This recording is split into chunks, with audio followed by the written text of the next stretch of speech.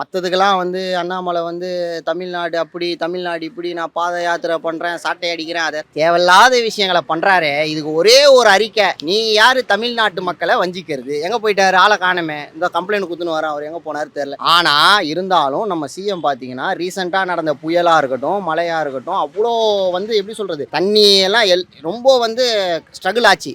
அப்போ கூட அவங்களுக்கு கேஷ் வரல, அதாவது நிதி கொடுக்கல. அவங்களுடைய நல்லா செலவு பண்ணி கிளியர் பண்ணிட்டாங்க. இப்போ பாத்தீங்கன்னா கல்விக்கு நாங்க தரமாட்டோம் அப்படின்றது எந்த வகையில நியாயம் இது? அப்போ எப்படி சார் பிஜேபி இது பண்ண முடியும், சர்வே பண்ண முடியும் தமிழ்நாட்டில்? அதனாலதான் சார் மலரவே மாட்டேங்குது. இப்போ தெரியுதா அவுட்புட் எதுக்குன்னு சொல்லிட்டு. அதுவும் இவர் எப்படி டைரக்டா ஒரு மீடியா முன்னாடி நான் தரமாட்டேன்னு சொல்றது? யாருக்கு வீட்டு காசு? உங்க வீட்டு காசா இல்ல உங்க பாட்டன் காசா முப்பாட்டன் காசா? சார் நாங்க வரி கட்டணும் சார், எங்களோட வரி பணத்தை நீங்க கொடுக்கறதுக்கு நான் தரமாட்டேன்னு சொல்லி நேரடியா நீங்க மீடியா முன்னாடி சொல்றீங்க. அவ்வளவு தைரியம் இருக்குன்னா தமிழ்நாட்டுக்கு தமிழர்கள்லாம் நான் இழிச்சவாங்களா?